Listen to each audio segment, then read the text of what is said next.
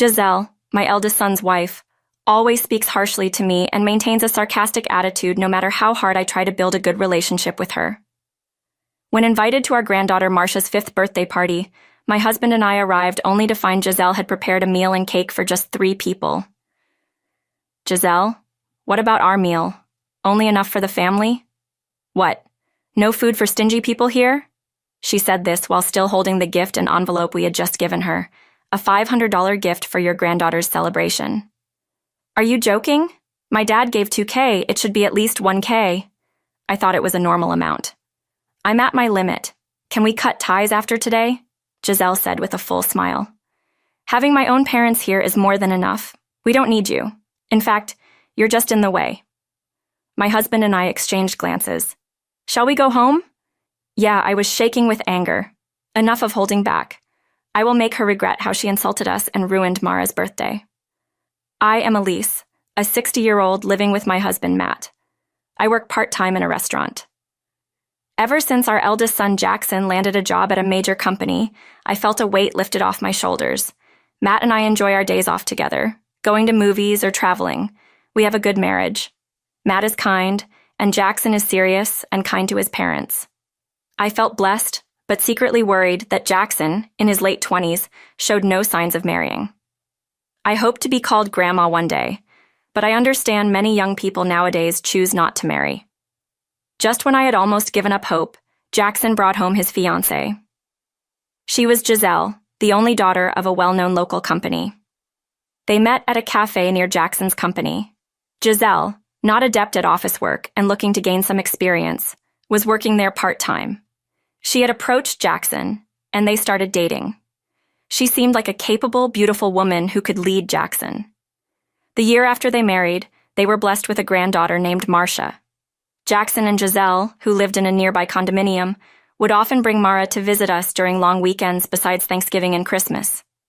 Matt and I adored Mara, who was growing up so fast. Giselle always seemed happy watching us. However, what started as a good relationship between Giselle and me began to crack, triggered by her requests. One day, as usual, Jackson, Giselle, and Marcia came to visit.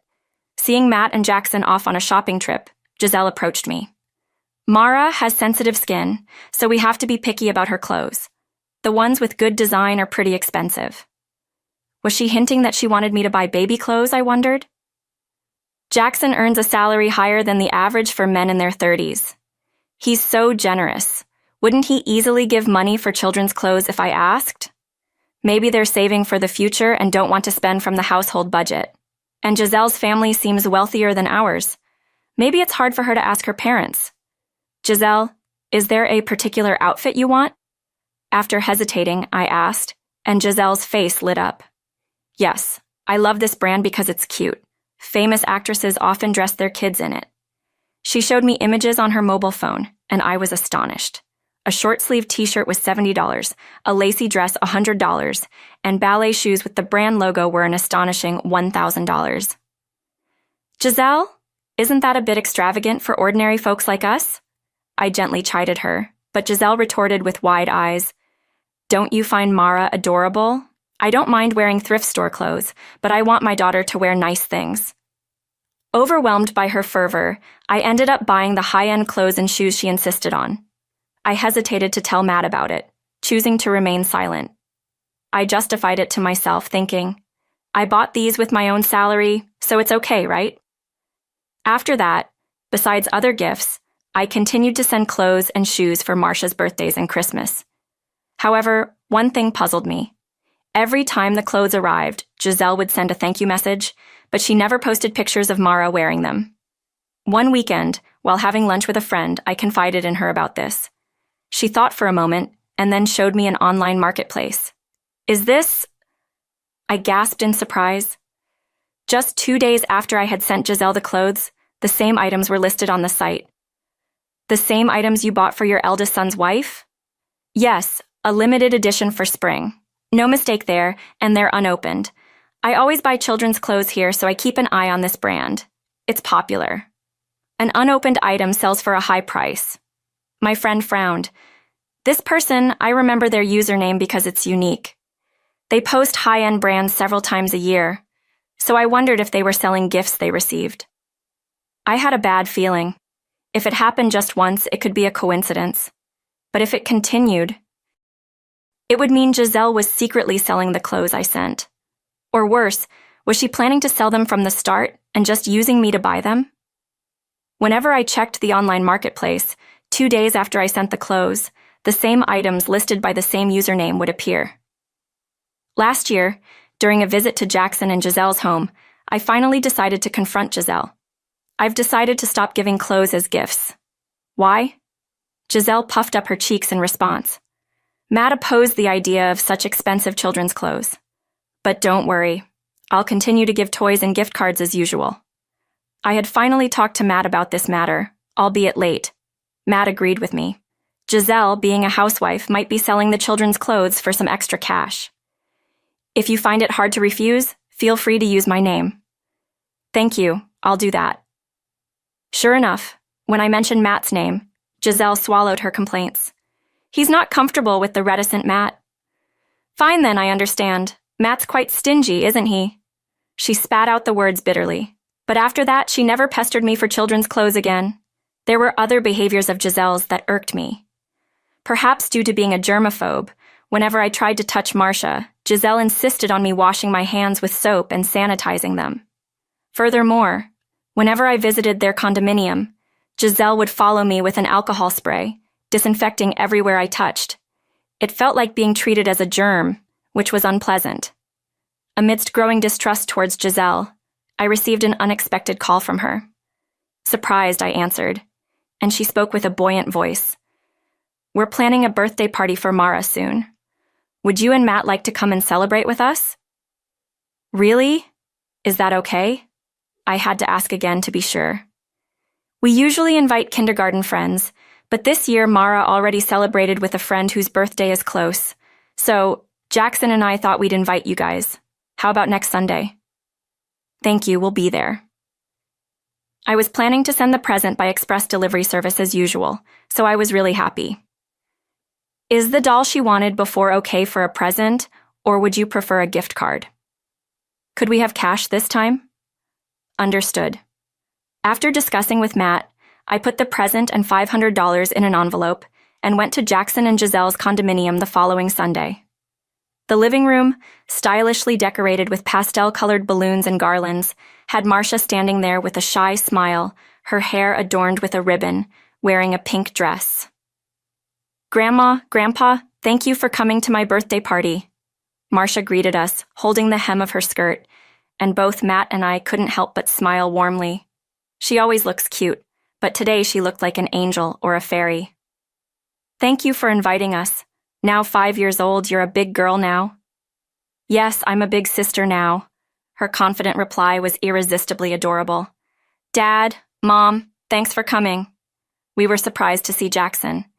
It had been months since our last meeting, and he looked quite worn with dark circles under his eyes. You look a bit thin. Is work keeping you busy? Oh, yeah. Jackson's vague smile gave me an uneasy feeling. Jackson, you've had your company health checkup, right? I have. Sorry, this is a call from work. He stepped out into the hallway, quickly ended the call, and returned to the room. I need to head out to the office for a bit. I'll be back by evening. Giselle, please order dinner for Dad and them too, okay? As Jackson hurriedly left, Giselle brought in a casserole and a whole birthday cake to the dining table. Dad's gone to work, so let's eat without him. While saying this, she cut the bear-shaped cake into 3 pieces. 3? I noticed that Giselle had set the table with only 3 plates and cutlery. She divided the casserole into 3 portions and placed them on the plates. Giselle, what about our portions? I asked, puzzled. Giselle just shrugged her shoulders. There's only enough for the family. What? No food for us? Stung, I said this almost singing. Holding the envelope we had just given her, $500 gift for your granddaughter's birthday. Are you kidding? My dad gave $2,000. It should at least be $1,000. I thought it was a normal amount, as I quietly countered. Giselle looked at us and snorted. Normal for someone working in a factory part-time. $500 must be a lot, right? Oh, I apologize then. Ignoring Matt's changing expression, Giselle continued in a mocking tone. I knew this family was poor before I even married. The house is old, the interior is outdated, and the whole family is incredibly stingy. This is what you call a marriage of financial disparity, and it's almost laughable. But this is worse than I expected. Anger welled up inside me. A marriage of financial disparity? She was the one who pursued Jackson, and now she dares to talk like this. That's why I've always been thorough with disinfection, to avoid catching the poverty germs from you. It would be terrible if me, a CEO's daughter, or Jackson, who works in a major company, got infected. I see. That's why she was almost peeling her skin off, constantly wiping her hands with sanitizing wipes. But I'm at my limit. Can we cut ties after today? Giselle said this with a false smile towards Matt and me. Having my own parents is enough. We don't need you. In fact, you're just in the way. Matt and I exchanged glances. I thought Matt would be angry, but he seemed to have moved past anger to disbelief, wearing a cold expression. Shall we go? Yeah. As we headed to the entrance in disbelief, Mara followed us, looking confused. Grandpa, Grandma, are you leaving already? I was looking forward to playing with you. Seeing Mara's tears, my heart clenched. I hugged Mara. I'm sorry, darling. We have to go today, but we'll come and see you again soon. Until then, be a good girl and listen to Dad and Mom, okay? Okay, I understand. As Matt stroked Marcia's head, I noticed Giselle standing behind him, arms crossed, glaring at us. With heavy hearts, Matt and I left Marcia behind. In the evening, Jackson called after returning home. When I got home, Mara's eyes were swollen. She had been crying since you two left. Is that so? Mom, you left because your stomach was hurting, right? It can't be helped. Did you go to the doctor? I'm feeling better now, thank you. Jackson's kindness warmed my heart. Compared to Giselle, after hanging up, intense anger welled up inside me, and my hands trembled. Giselle had driven Matt and me away, and Marcia's tears probably didn't matter to her at all. Enough of holding back. I will make her regret how she insulted us and ruined Marcia's birthday. Despite Giselle's declaration of cutting ties, she seemed to still hide her true self from Jackson. I hadn't left the family messaging app. Matt and I could still communicate with Jackson and Giselle, so I decided to use the messaging app to reveal Giselle's true nature to Jackson. Timing it during his company's break, I posted the online marketplace images in the group message. Giselle responded quickly, Ellie, delete that photo right now. Oh, Giselle. I thought you wanted to cut ties with us. Right after my reply, a message from Jackson appeared. Giselle, what's this about? Don't believe her, Jackson. It's all lies from Elise. About cutting ties? Lies? No. I'm talking about the clothes, the ones Mom gave for Marcia. I never saw her wear them, and they're on the online marketplace. Giselle, perhaps flustered, left the message on read without replying. And it's all of them. Did you have Mom buy them just to sell? I can't believe this. It's a coincidence someone else happened to sell the same clothes online. Jackson pressed on against Giselle's denial. That's your username, Giselle. When I get home, I'll check Marcia's closet since you insist they should all be there, right? I remembered she dirtied them as soon as she wore them, so I threw them away, all 20 of them. Selling them would have easily net over $1,000, right? I could sense a quiet fury in Jackson's messages. Soon after, a message from Jackson to me appeared. Mom, after work, can I bring Giselle to your house? I want the 4 of us to have a talk. Wait a minute, I'm not going. I have to take care of Marcia. Jackson responded to the panicking Giselle. I'll ask your parents to join us, so I'll come over after dinner. I have to get back to work now. After that, Jackson's messages stopped immediately. Giselle called me. Hey, old hag, stop meddling in things. How scary. I feigned fear at Giselle's ranting, but she continued yelling without lowering her tone. I told you we were cutting ties. Don't be all friendly in the family messages. That message was for Jackson. You reacted on your own. I spoke firmly. So you're not coming tonight? Jackson will find that suspicious. Giselle clicked her tongue on the other end and spoke in a low voice. Fine, I'll come. But if you pull any more weird stunts, you'll never see Marcia again. Remember that. Okay. We'll be waiting for you guys tonight. After hanging up, Matt and I, who had listened to the whole conversation, exchanged a knowing smile. That evening, Jackson and Giselle visited our house. Marcia was apparently left with Giselle's parents. Giselle, exuding an air of displeasure, didn't change her attitude even as the four of us sat at the dining table. But when I laid out the photos, she instantly paled. Giselle frantically gathered the photos and stuffed them into her skirt pocket. I arranged the remaining few in front of Jackson. They were photos of Giselle and a man closely entwined in front of a champagne tower at a nightclub. Where did you find these? Giselle glared at me with intense eyes, but I explained with a smile. A friend's daughter works at a bar. She went to a nightclub and mentioned seeing someone named Giselle partying extravagantly. Giselle, being model-like beautiful, apparently stood out a lot. I didn't believe it at first, but when I showed your photo to my friend's daughter, she recognized you. Then I searched your username from the online marketplace and social media, and that's how I found these images. Jackson picked up one of the photos. There was a fierce anger in the usually calm Jackson's face. A nightclub, huh? There's a reason for this. You left Marcia with me, saying you were working overtime and went out to places like this every night. The story about helping a friend was a lie.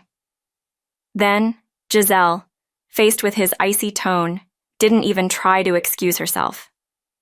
Jackson sighed and covered his forehead with his hand. So, the clothes Mom gave were sold to fund these nightclub outings. No wonder the pocket money was never enough. It's not like I was cheating or anything. What's the big deal? As Giselle became defiant, I let a smile play on my lips. More to come, by the way, Jackson. Did you bring what I asked for earlier? Yes. Jackson took out credit card statements and a bank passbook from his bag, causing Giselle's eyes to widen. Jackson, don't take things out without asking. The card's mine, and the passbook is in both our names. It's fine to show them. Giselle, rendered speechless by Jackson's unyielding tone, shut her mouth angrily. Jackson spread out both the card statement and the bank passbook on the table, exclaiming in shock as soon as he saw them. Matt and I, peeking over, were equally stunned. No wonder the card's revolving payments balance exceeded $20,000, and the bank account had only a few dollars left. This can't be true. The card's maxed out, and all the money we saved from Marcia has been spent. Besides the dumbfounded Jackson, Giselle puffed up her face and turned away. Well, frequenting nightclubs would quickly burn through a few $1,000s. Jackson, who had been calm until now, finally exploded in anger. Giselle, touching our child's savings is absolutely wrong. How can you even call yourself a mom? Shut up, all of you! Giselle, irritated, tossed her hair and spat out, What's wrong with using your money as I please, you stingy man? She stood up, facing Jackson, and unleashed a tirade. Listen, I married you because you work at a major company. I thought I could spend money freely and live luxuriously without working. But once we started living together, it's all about saving for the kid, cutting down on eating out, saving money. All your commands ridiculous. Jackson's face grew rigid after a long stare down with Giselle. He sighed softly. I understand. Let's divorce. I can't do this with you anymore. Since it seems you've caused Mom a lot of distress, I'll be asking for alimony too. Distress is mutual. Fine. I'll ask my dad. He'll happily pay the alimony and the card bills. I don't need any of you. Giselle spoke arrogantly, then burst into shrill laughter. I pointed my mobile phone at her. You sure you should be saying that, huh? Your dad's company has gone bankrupt. Giselle was taken aback. She snatched my mobile phone and stared at the screen in disbelief. Frozen, it just appeared on the local online news. Haven't you heard anything from your father? He mentioned the recession and having trouble with finances, but he always fulfilled my requests. Giselle's earlier bravado had vanished. Her face paled and her voice trembled. Then her mobile phone rang. Giselle took it out, swallowed hard, and answered the call. Dad, it's not true that the company's bankrupt, right? I'm sorry. We tried our best, but it didn't work out. so I'm afraid I can't support you financially anymore. Giselle's face contorted, looking like she might cry at any moment. What? But I need the money. Paying our employees is all we can manage. I'm retiring as president and will live quietly with Mom. You should live happily with Jackson and Marcia. Giselle's dad's loud voice made the entire conversation audible. Live happily? We're probably getting divorced, really. Anyway, the nightclub called. They asked when you're paying the $20,000 bill. Giselle's face twisted even more. I thought I'd ask you for it. That's impossible. Giselle's dad dismissed the idea outright. Giselle, you're 35 years old, a full-grown adult. You need to sort this out yourself. Good luck. Giselle, holding the disconnected phone, looked utterly defeated. Actually, we've been saving money for Marcia for when she grows up. $100,000. Giselle's eyes widened as if they might pop out. We didn't remodel our old house and saved every penny. We thought of giving it to you to help with the debt if you apologized and showed some remorse. But you said we were not needed, right? So you don't need it then. Giselle's mouth moved like a fish out of water, but no words came out. Anyway, that's the end of this discussion.